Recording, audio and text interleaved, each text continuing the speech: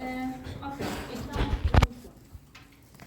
isto é o que eu retirei, está aqui, está nas vossas aulas, está bem? Nada.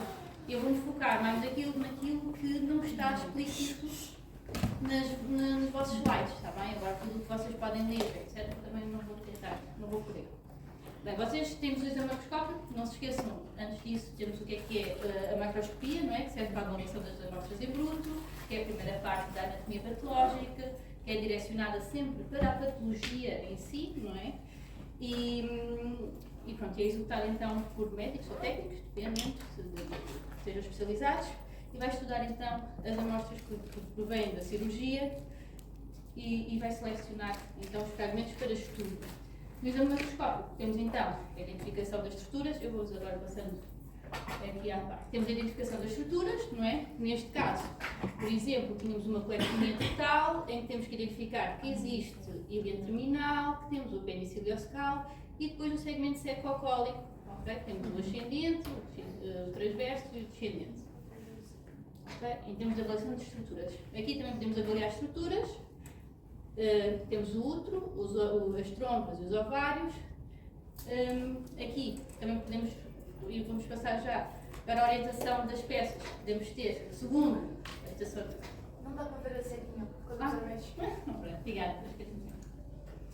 Ok.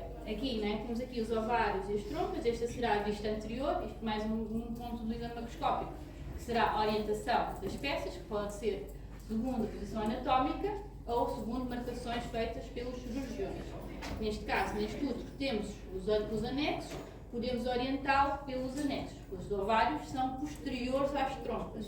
Então aqui tem uma vista anterior e aqui tem uma vista posterior. Isto nos vossos slides está lá, vista anterior e vista posterior, está tudo certinho. Aqui também segundo a posição anatómica. Segundo as referências feitas pelos cirurgiões. Temos então pontos que eles vão identificar e dizer então se é referente lateral, medial, superior e inferior, está bem? Segundo aqui, normalmente, não é?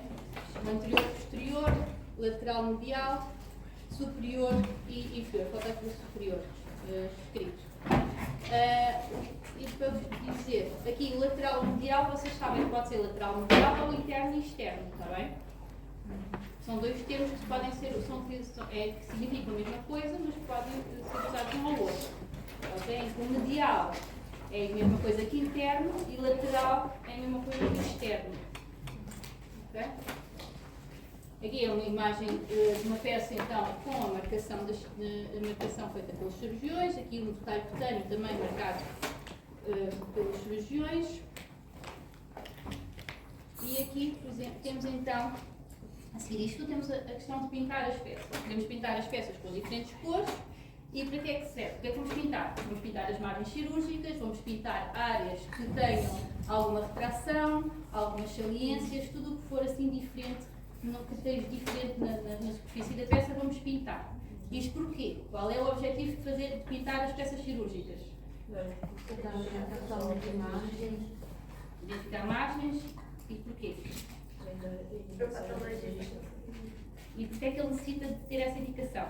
Para saber onde começa a causa.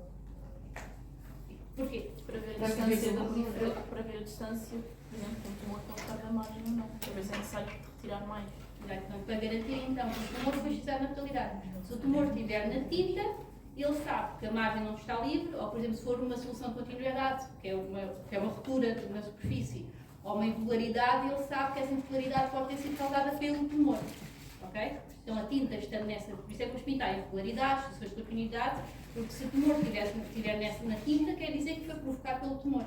Porque na cirurgia, os cirurgiões podem dar facadas sem querer, não é? Darem um corte numa peça, por exemplo, no ovário. Eles podem assim, romper o ovário e não ser provocado pelo tumor, mas sim pela cirurgia, que é uma solução de continuidade iatrogénica. Ao pintar, o patologista consegue ver que não é causada pelo tumor, portanto, é diferente, ok? Se for causada pelo tumor, quer dizer que o tumor já está a invadir. Não sendo, não é tão grave. Conseguimos então perceber, pinta-se margens cirúrgicas e várias irregularidades, também está. Não está depois esta parte assim tão clara, mas está vamos pintar então as frações, as saliências, tudo o que seja diferente, vamos pintar nas peças cirúrgicas. E então vamos depois fixar a tinta com ácido acético ou o que for necessário, o que tiver no laboratório, e que vai, então, a tinta vai fixar e vai sobreviver a todo o processamento.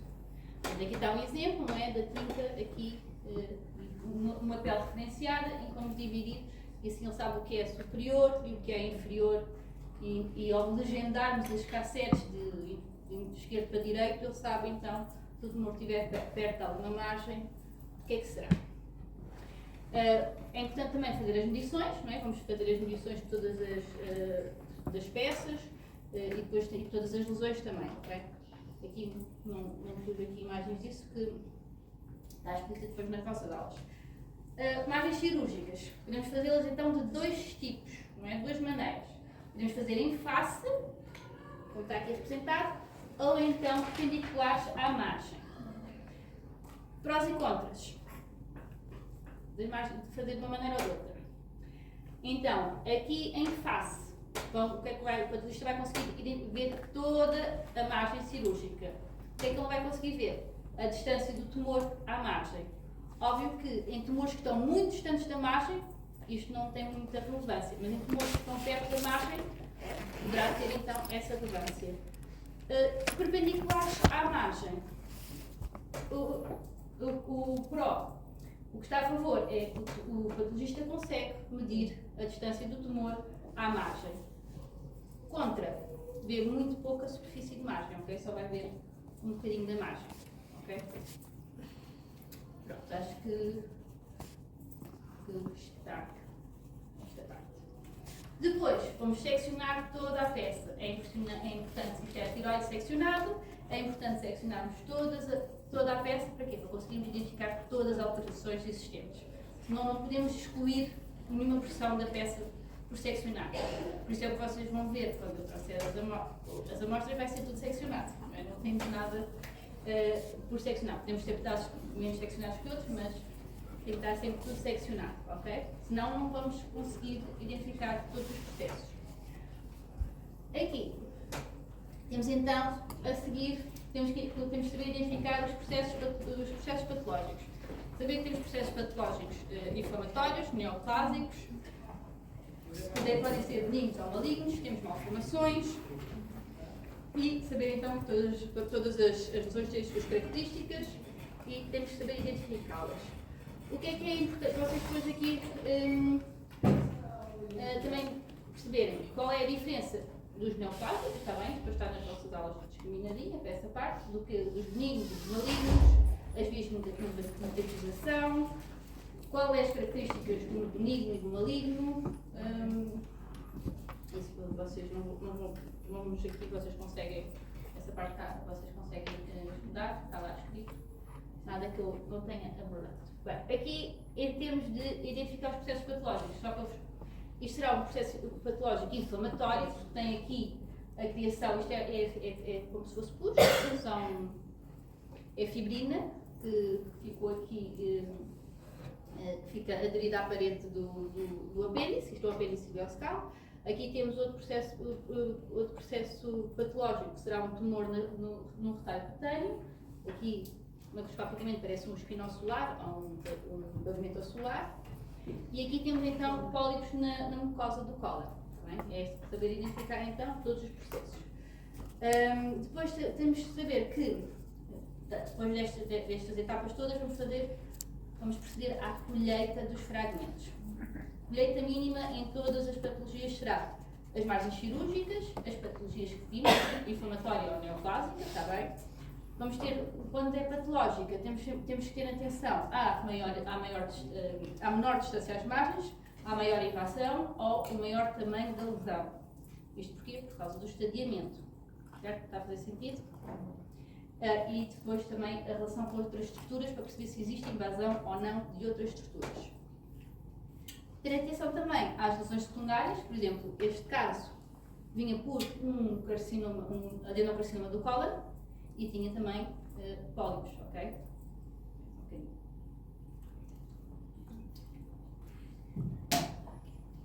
Portanto, também vamos fazer, essas colheitas. Para além das lesões secundárias, vamos também retirar tecido normal, que encontramos normal, e vamos também fazer a colheita de gânglios linfáticos. Sempre que existirem gânglios linfáticos, eles vão ter que ser colhidos. Qual é a importância de fazer a colheita dos gânglios linfáticos? Não só. Também não só, porque eles, é para ver se é muito metástase, mas porquê? Porque eles vão ser importantes para o prognóstico, se houver metástase, o prognóstico vai piorar. Para a terapêutica, se houver metástase, a terapêutica vai ser diferente de um doente que não tem metástases ganglionares, ok? Então ele é importante para a terapêutica, para o prognóstico e não só, ok? Em lesões, isso vai ser em peças com patologia maligna, não é? Na patologia, nas reseções benignas, ou seja, sem patologia benigna, sem patologia maligna, eles são importantes porquê? Pode haver tumores primários que ainda não foram descobertos e no caso dos linfomas, também podem ser descobertos dessa maneira, está bem? Está lá nos vossos slides. Depois, vamos fazer, no meio disto, não é? Existe a descrição macroscópica. Lembrem-se de que a descrição macroscópica tem de ser sucinta, tem de ser bem organizada, tem que estar direcionada normalmente para a patologia principal e depois é que vamos falar nas outras. Normalmente temos uns pré-textos, ou seja, categorizada, para diminuir o risco de erro ou de lapsos, nos esquecermos de alguma coisa. Podemos fazer diagramas, etc. Acho que é por aí. Em relação aos padrões macroscópicos de lesão, existem, são 5, 4, 5. Temos então são as alterações de volume, alterações de consistência, alteração de cor, as texturas anormais, alterações da forma, no caso das malformações, por exemplo, dos rins em ferradura, está bem? Só para saberem que não se esqueçam, também existe essa parte. Exames temporâneos. O que é o exame temporâneo?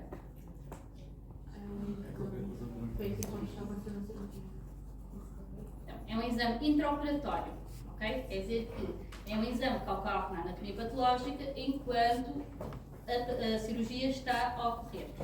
Em que situações é que é feito o exame extemporâneo? Disculpe.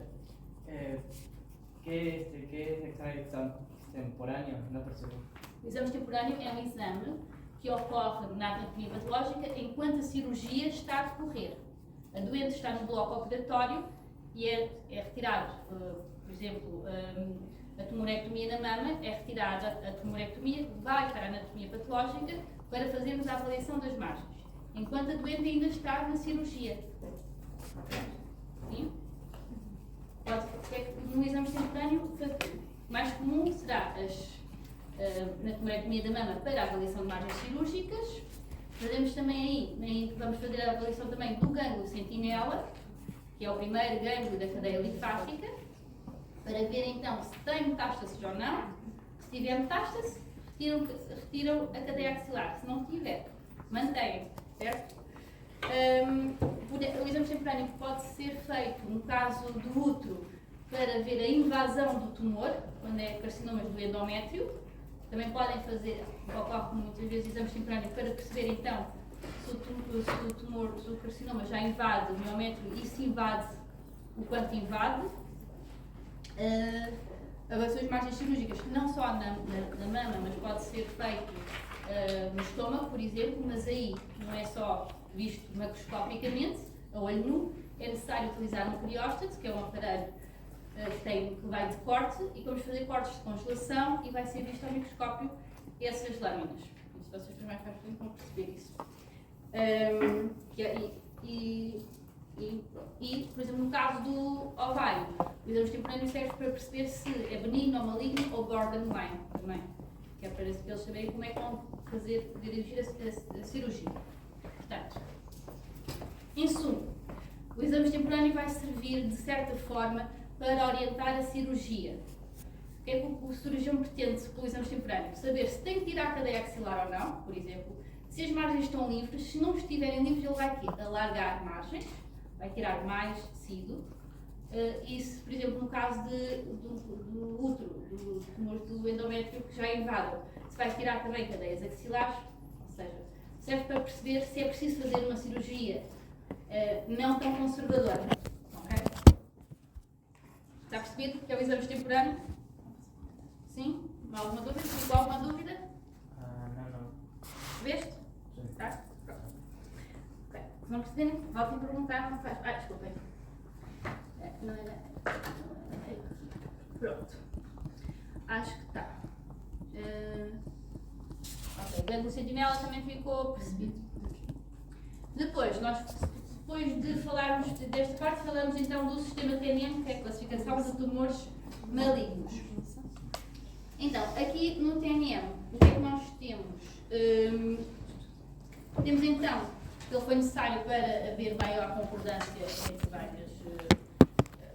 vários países, mundialmente, de maneira a que se consiga fazer então uma contínua investigação sobre o cancro sem haver ambiguidade. Okay? Em que um T2 em Portugal é o mesmo T2 que existe na Suíça, por exemplo. O que é que vocês precisam, para mim, que é necessário vocês saberem? Ele tem 3 componentes, não é? Tem 3 componentes e.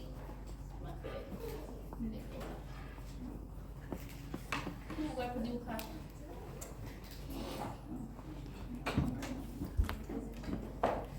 Ele vai ter 3 componentes que aqui estão identificados, é o T, o N e o M, aqui não está, em que o T vai nos dar a indicação do tumor, localmente, ou seja, se ele está, qual é a dimensão, pode ser em termos de dimensão, de tamanho do tumor ou maior invasão.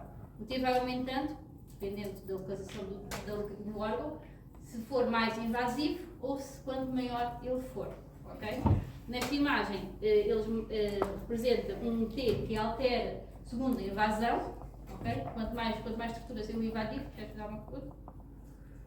Ele é pela invasão do Pode ser pela invasão, no caso aqui será representar o esófago, por exemplo, a invasão na mama, o T aumenta quanto maior for o tumor.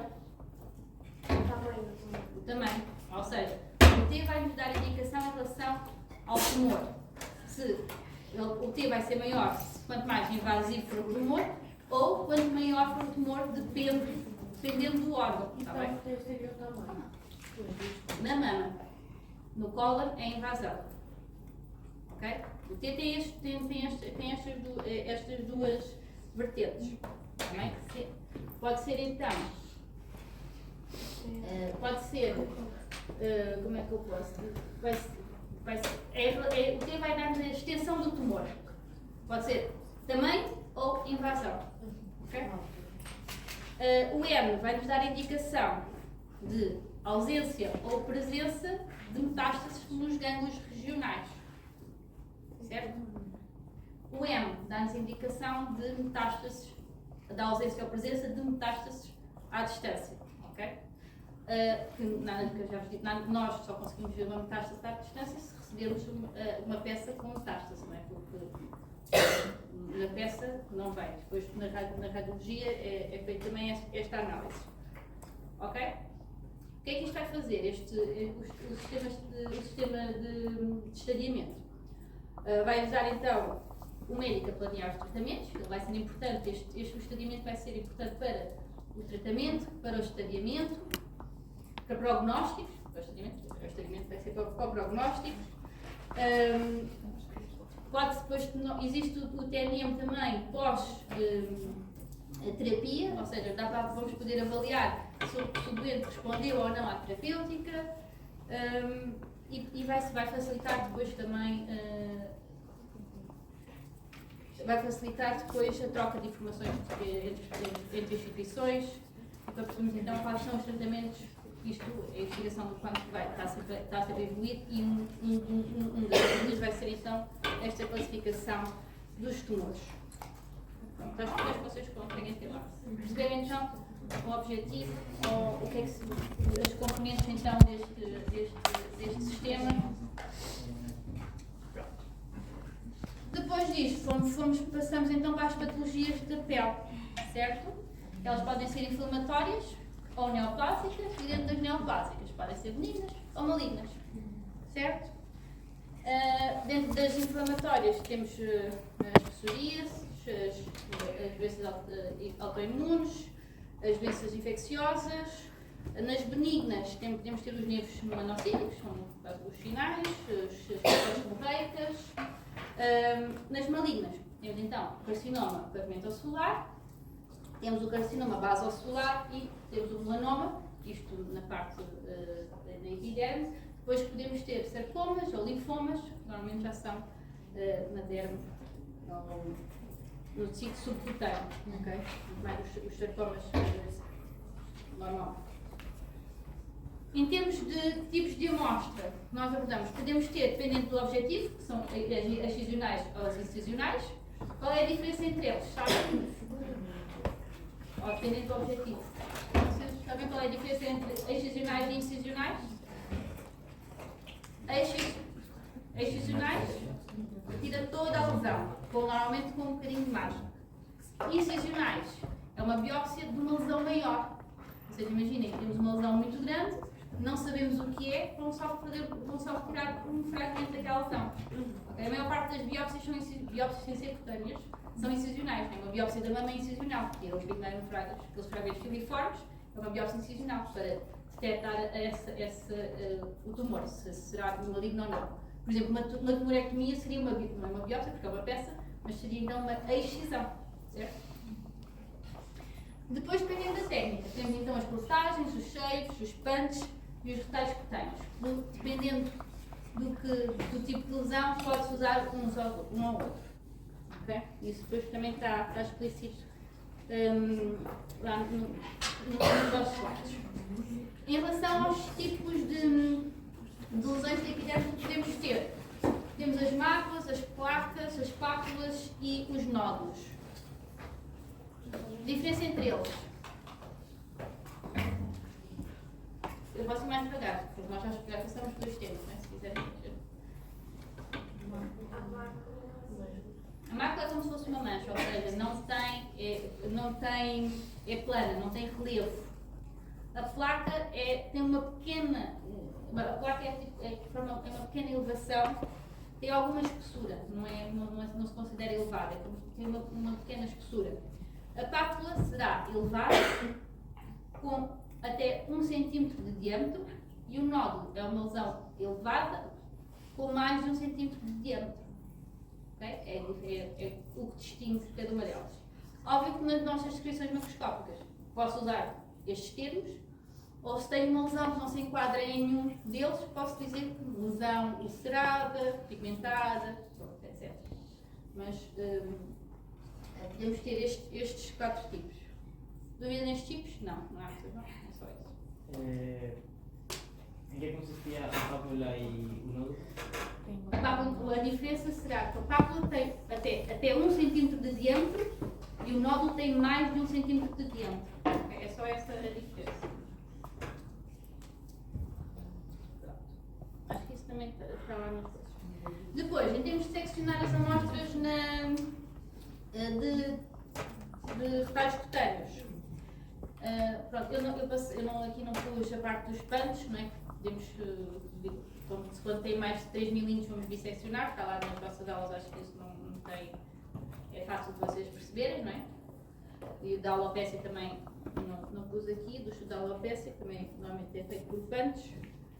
Então, em relação aos retalhos cutâneos, aqui neste esquema eles representam como se estivesse pintado, não é? Como está referenciado, está pintado de cores diferentes e retira-se então as margens e depois secciona-se com os cortes perpendiculares à epiderme, bem? Todos sequenciais. Isto é uma maneira de se fazer, normalmente quando podemos fazer assim, ou podemos selecionar fazer assim em cruz ou em T. Em que tiramos a lesão onde ela é mais invasiva, que vai também mudar, temos que mostrar onde é que ela está mais invasiva, e as margens depois, as laterais. Okay? Aqui temos um exemplo, e agora como é que vamos selecionar? Por exemplo, aqui tínhamos um nódulo. Estas secções, o que é que eu vou representar? Eu posso escolher representar a lesão toda, ou representar só parte da lesão. Se eu selecionar representar só parte da lesão, eu vou ter que ter atenção onde é que ela é mais invasiva. Por exemplo, nestas fatias, onde é que vocês perceberam? Por exemplo, a lesão é toda esta área aqui esbranquiçada até aqui. Okay? Aqui já está aqui junto ao tecido adiposo ou subcutâneo. E aqui ainda temos aqui a derma aqui por baixo. Okay? Aqui é que não conseguimos ver. Esta fatia é onde ele é mais invasivo, e esta é das mais importantes para demonstrar para o patologista. Okay? E mostrando sempre depois as margens cirúrgicas aqui. Portanto, regra de colheita de pele. Tudo o que tem até 2 cm, fazemos a inclusão total. Certo? Isto não está escrito mais ou menos para o sedão. Mas isto é importante. Isto é importante porque isto consegue. Tudo até 2 cm fazemos inclusão total. Ou seja, toda a amostra, vocês percebem o conceito de inclusão total. Sim? Toda a amostra recebida é processada e é vista ao microscópio. Com mais de 2 cm, depende da patologia. Okay? Se for melanoma, é sempre inclusão total. Pode ter 5 cm, 10 cm. É sempre inclusão total. Isto porquê? Porque o melanoma faz nódulos satélite, então tem que se garantir então que ele foi xizado na totalidade.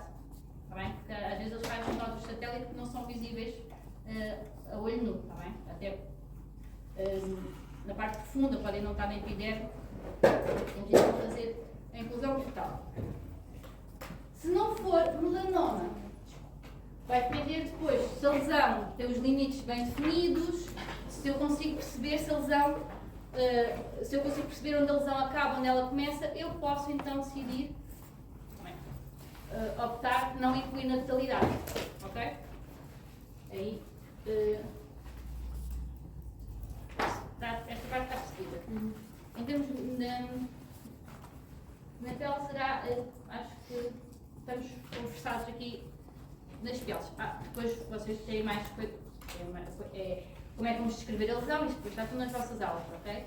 Como é que vamos descrever a lesão? Como é que são os bordos, ou seja, como é que são os bordos, são regulares ou irregulares, se os limites são bem perceptíveis ou não, ok? Tem essa parte toda, mas não pus aqui para visão, acho que está lá explícito.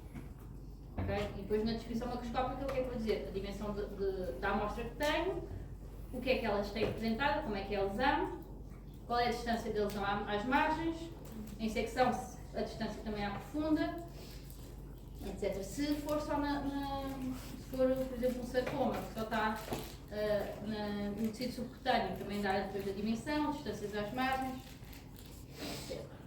Então, acho que esta parte está mais ou menos. Está alguma dúvida até agora? Mais precisa, não? E depois, se houver alguma coisa, vocês sintam falta que eu reveja, porque eu não pus tudo aqui, né? Só pus as coisas que acho que podia suscitar mais dúvidas. Outro.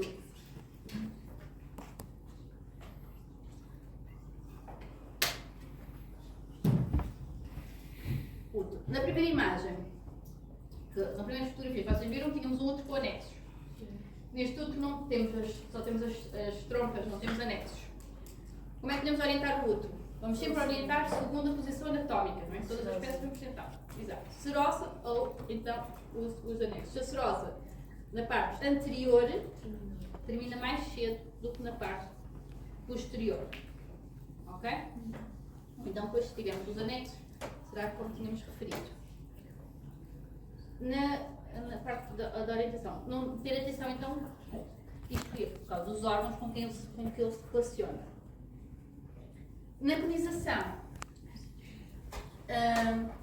o que é que nós fazemos, o que é que procedemos na penização? A penização é feita então quando existe diagnóstico de HSIL, não é? Normalmente, quando temos então diagnóstico de HSIL, que é uma lesão de alto grau, não é?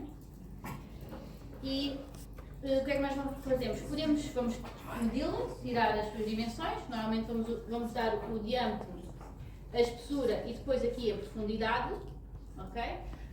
Vamos descrever se existem lesões visíveis aqui na mucosa. Esta zona aqui mais brilhante é a mucosa e aqui será a margem cirúrgica. Vamos pintar as margens cirúrgicas. Podemos optar, como eu vos disse, pintar uma cor, 2 cores, 3 cores, dependendo então do patologista e se a conização vier referenciada. Por exemplo, nesta aqui não vem referenciada. Eu podia pintar com 2 cores ou uma, dependendo depois também do agrado do patologista. Podemos pintar o vértice do endocolo, que será esta zona aqui, ok? Que aqui isto será o canal que passa por aqui, temos aqui é o orifício, e que aqui será então o vértice do endocolo e pintar toda a margem cirúrgica à volta de outra cor, para ele conseguir ver então esta transição.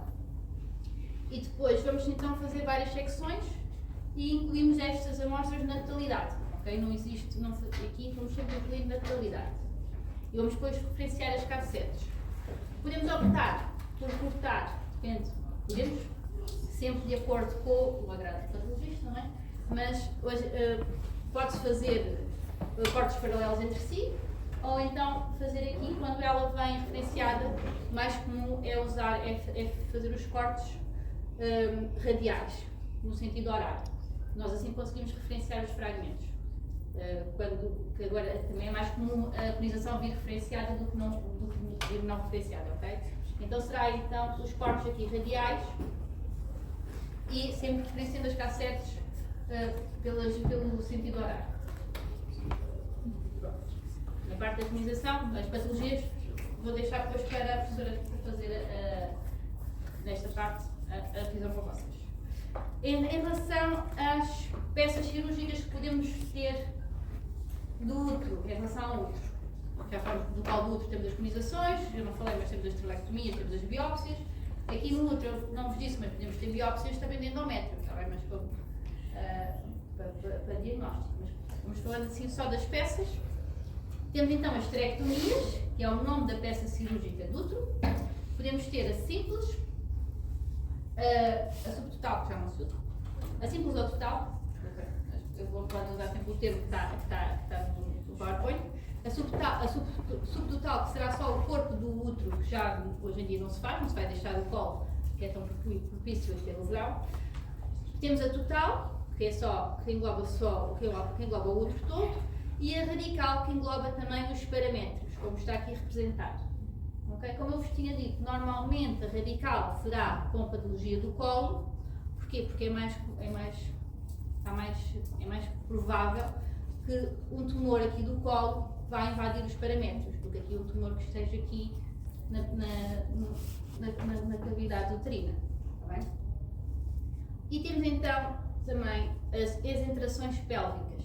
Isto não acontece quando os tumores já estão localmente avançados e que já invadem outras estruturas.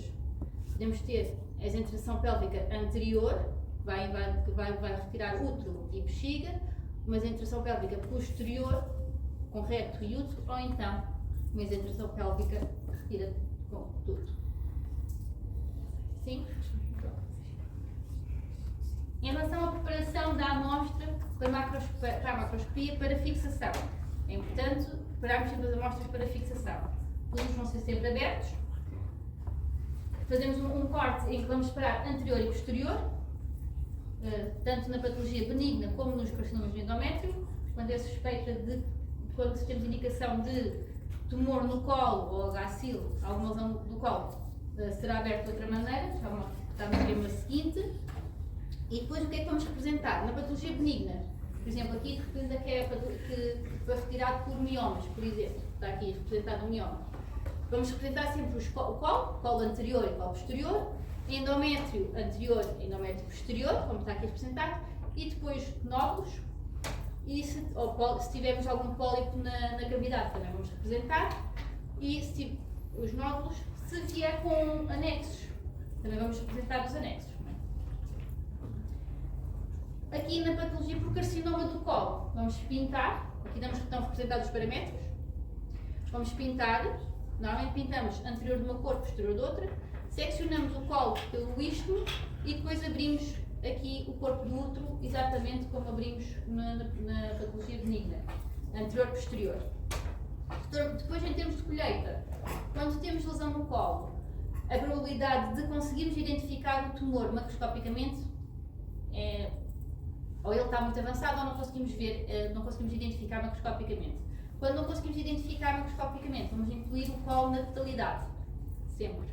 Por isso, depois vamos fazer os cortes paralelos entre si. Se conseguirmos identificar o tumor, podemos ou não incluir na totalidade, mas vamos ter que sempre ter atenção a maior extensão do tumor e a maior invasão da parede também do tumor. Depois vamos sempre incluir os paramétros direitos e esquerdos, vamos incluir o isto, anterior e posterior. Pronto, por exemplo, eles aqui representam como se tirassem o isto depois contínuo. Vamos retirar endométrio anterior e posterior, nódulos se existirem, pólipos se existirem e os anexos se também tiverem sido, se acompanharem a peça. Sim? Na patologia, quando é carcinoma do endométrio? Temos aqui representado carcinoma do endométrio. Ok? Vamos pintar, vamos abrir anterior-posterior e o que é que vamos representar? Colo anterior, colo posterior, isto no anterior, isto no anterior e isto no posterior. Depois vamos representar o tumor. O que é mais importante representar neste tumor? A sua maior invasão e a sua maior proximidade cancerosa. Ok? Porquê? Porque é a invasão deste tumor que vai alterar o T. Okay? Se ele invadir mais de 50%, temos um estadiamento. Se invadir menos de 50%, temos outro estadiamento.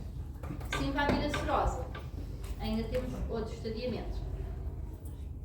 Sim? Depois vamos escolher sempre istmos, já disse, istmo, o tumor nas duas paredes, anterior e posterior, e nódulos se existirem, mais uma vez, e os anexos também, se estiverem presentes.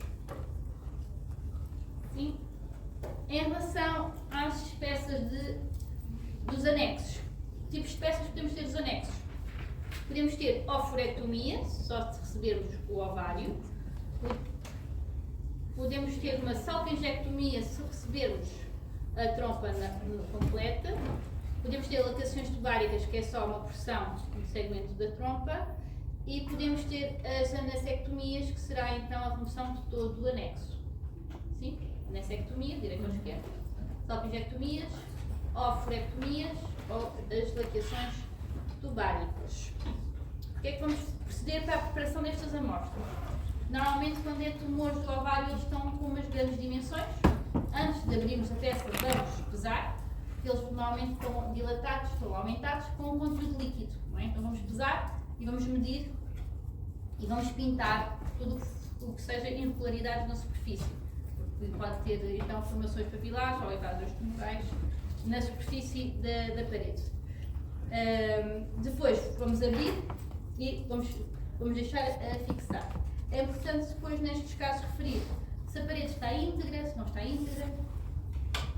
Depois na parte da superfície interna, se é lisa, se não é, se tem vegetações. Isto porque quanto mais vegetações, a probabilidade de ser maligno é maior. Okay? Aqueles dos tumores tuberosos ou mucinosos, entre border, o benigno e o maligno, né? Temos borderline. Mas pronto, quanto mais vegetações, a suspeita será sempre maior e quanto mais variáveis forem as vegetações, também essa suspeita aumenta. Normalmente, se forem mais firmes, mais branquiçadas e firmes, é mais para o benigno, mas se forem mais variáveis, têm mais suspeita de malignidade. Outra característica dos tumores malignos será também o número necrose, começa a haver necrose, porque eles crescem muito rapidamente, e há área de necrose, e todas essas alterações vão ter que ser mencionadas depois na descrição macroscópica e representadas nas cassetes. Depois, em termos de colheita, a colheita dos ovários, temos de ter aqui dois casos. Aqui temos 3 esquemas, mas é 2 casos. Aqui, em caso de não termos patologia no ovário, já temos uma esterectomia total com os anexos, que os ovários estão normais, a secção é feita uma bissecção e faz uma fatia completa do ovário, metade do ovário, ok? E é incluído. Se for patologia no ovário, né? Aqui parece mais benigno, não tem vegetações, aqui esta área mais sólida de tumor e aqui a superfície já não está íntegra, é o que eles estão aqui a representar. Vamos fazer várias secções, vamos fazer vários fragmentos destas lesões, representar também sempre o ovário em relação à trompa, quando ela está presente, na maior parte dos casos está, e a regra de colheita é 1 fragmento por centímetro. Se for mucinoso, é 2 fragmentos por centímetro. Ok? Mas isto é a regra de colheita dos ovários. Certo? Depois é quando. Eu vou passar para a trompa. Também aqui não há muito a saber. É óbvio que na colheita do ovário é 1 fragmento por centímetro e vamos ter a dar atenção a representar todas as áreas diferentes que existem no ovário. Não é? Não vamos representar sempre na mesma área e deixar áreas diferentes sem representar. Porque temos que representar todas as áreas diferentes, porque é nessas áreas diferentes pode haver então alterações e indicação e as lesões. Ou seja, não representarmos todas, podemos estar a despertar áreas que mostram a malignidade do tecido e estamos só a representar áreas benignas. Tem que representar sempre tudo o que é diferente, temos que representar. Nas trompas, mais comum de patologia da trompa que recebemos serão normalmente as gravidezes ectópicas, não é? O que é que nós vamos representar? Representamos sempre aqui o istmo, as áreas alteradas e as fímbrias. Aqui na vossa aula tem aqui um corte.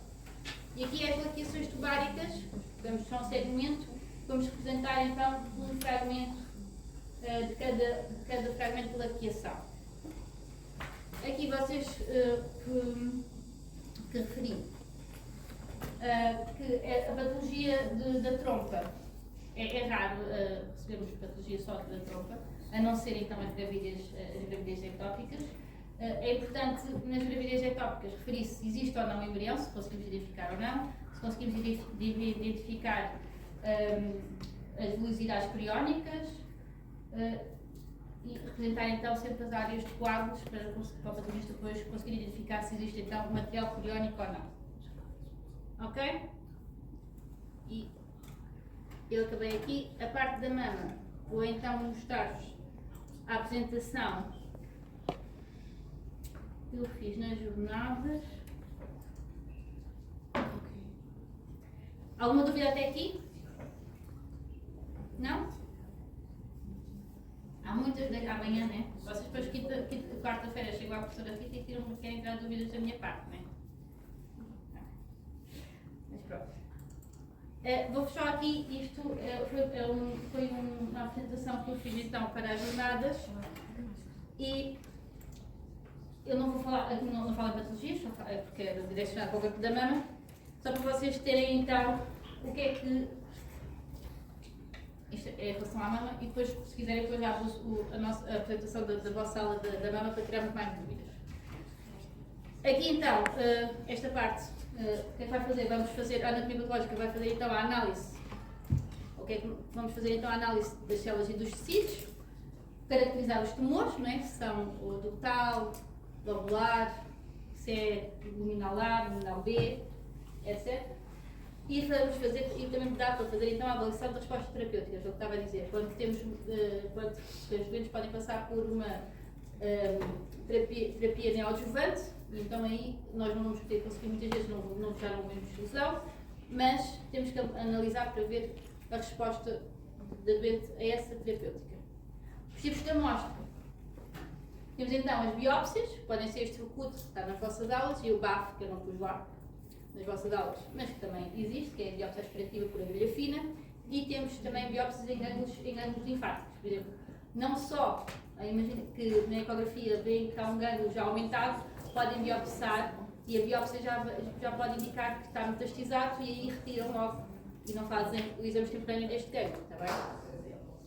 Em termos de peças cirúrgicas, temos as tumorectomias, as mastectomias simples e radicais, e as linfadenectomias normalmente acontecem quando o gânglio sentinela dá positivo, só se faz uma tumorectomia, e a linfadenectomia é a peça que retira só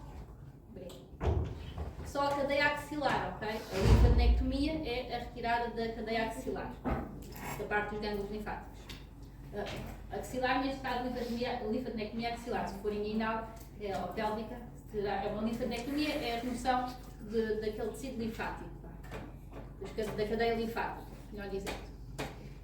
Em relação às biópsias, tínhamos mostrado, temos fragmentos normalmente filiformes.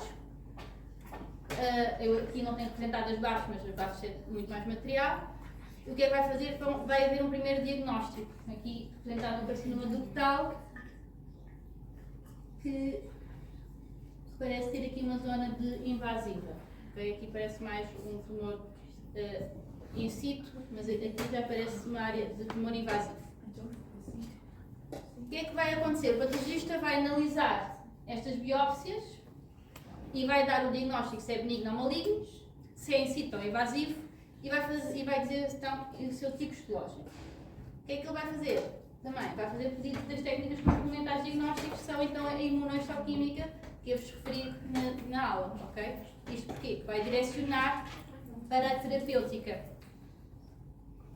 Em relação à imunohistoquímica, vamos ter então a avaliação dos receptores hormonais, que vai dar indicação para a terapêutica hormonal, que são então o estrogênio e a progesterona.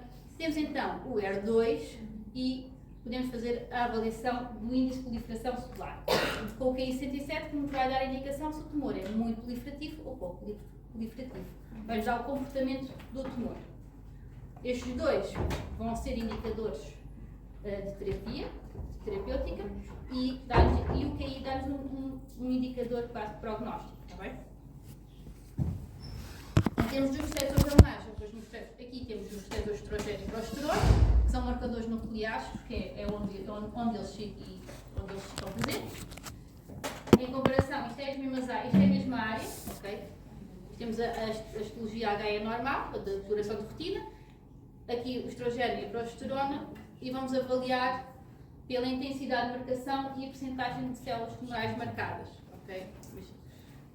Que vai dar a indicação da resposta terapêutica. Se o doente vai responder bem ou mal a esta terapia hormonal. Já falo daqui do problema de não marcar. O ER2 é então uma imunomarcação que vai possibilitar o tratamento por anticorpos monoclonais. E o que aqui acontece? Há uma subexpressão desta proteína membranar, normalmente pela mutação do cromossoma do braço curto do cromossoma 17, isto vocês não precisam saber, mas existe então uma subexpressão desta proteína membranar, transmembranar. O que é que vai acontecer? Por isso é que a avaliação do ER2 vai ser pela membrana, porque a proteína vai expor na membrana. A avaliação vai ser então nestas três categorias, pode ser negativo entre o 0 e o mais, positivo, o 3 mais, e o negativo é quando vai ter que ir para CIS ou vai para a hibridação in situ. Vamos utilizar técnicas para identificar se existe então a mutação desse cromossoma. Okay? É técnicas diferentes.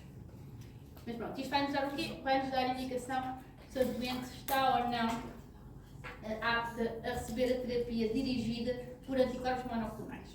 Antigamente era o pior, quem tinha o pior prognóstico é quem era 3 mais positivo, não havia terapia dirigida a estas doentes.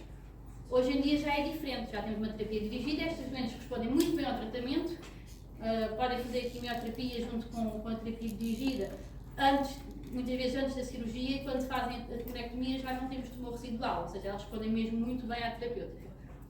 Qual é o problema hoje em dia? São as doentes que são triplo negativos, ou seja, que não têm resposta nem para receptores hormonais, nem para o ER2. Aqui é só mostrar a marcação do ER2, como é que se faz a avaliação, isto não é assim importante para vocês agora. Mais tarde há de ser, no terceiro ano, provavelmente. O QI107 vai-nos dar, ela está associada à proliferação celular e vai-nos dar então, vamos poder associar a sua expressão com o comportamento do tumor, ok? Quanto mais QI107, ou seja, quanto mais ele tiver expresso, quer dizer que o tumor está a proliferar muito, ou seja, o tumor está a crescer muito rápido, ok? Isto é fácil de entender. Pronto. Eu não vos falei isto na aula, isto é uma terapia que já começa a ser usada hoje em dia, que é a imunoterapia, quando temos isto acontece, é utilizado quando temos as doentes triplo negativos, ou seja, não têm terapia dirigida para elas, já se começa a fazer o PDL1. O PDL1 é então uma proteína transmembranar que está então presente na regulação da resposta imunológica. E os tumores que expressam esta proteína, normalmente eles estão mascarados. E o nosso corpo não os reconhece como tumores, reconhece como células do próprio, e então eles conseguem continuar a desenvolver. O que é que esta imunoterapia faz? Vai bloquear estes receptores e então o nosso próprio corpo consegue começar a atacar essas células tumorais.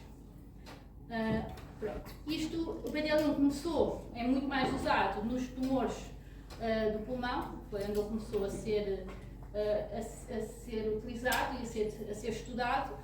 Normalmente o PDL1 era usado só em tumores do pulmão, era metastático, da bexiga também metastático, do télio, mas já se começa também para outros tumores que não têm uma terapia dirigida, porque cada vez mais é importante conseguirmos uma terapia mais dirigida para os doentes. Ok? Pronto, é o aqui, os triplos negativos, metastáticos, estão lá à indicação ao benefício deste tratamento. Pronto.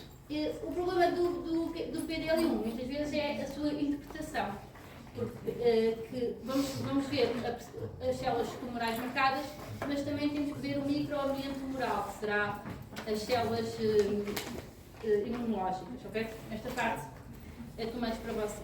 Ok, em termos de exames temporâneos, aqui também temos aqui um exemplo.